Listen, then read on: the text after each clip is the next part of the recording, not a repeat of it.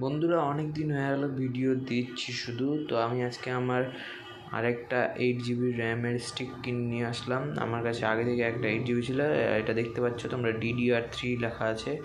চলো এটাকে set up করি। তো প্রথমে র্যামের স্টিকটাকে খুলে নিলাম, দেখতে পাচ্ছ এখানে লেখা আছে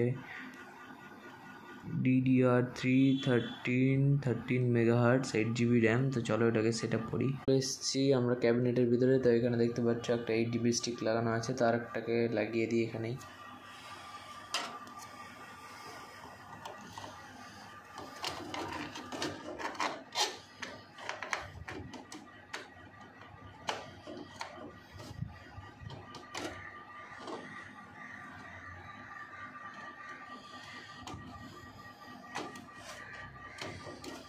শুধু সকেটটার দিকে খেয়াল রাখবো, তারপরে শুনতে পাবো একটা ক্লিক করে আওয়াজ আসবে, তো বুঝে নেবা যে র্যাম ফিট হয়ে গেছে।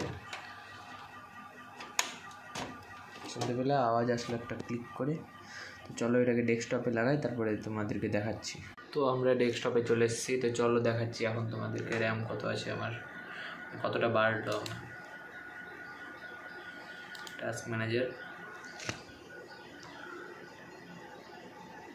দেখতে পাচ্ছি, এখানে মেমোরিতে গেলাম, দেখতে পাচ্ছ 13.9GB, মানে দুটো স্টিক লাগানো আছে। যে দেখতে পাচ্ছ স্লট 2 অফ 4।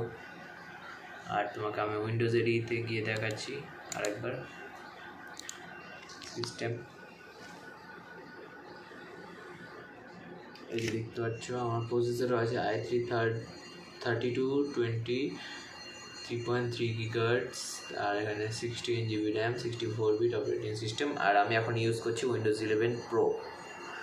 তো এটাই ছিল আমার আজকের ভিডিও, মানে র্যামের একটা স্টিক লাগিয়েছি শুধু।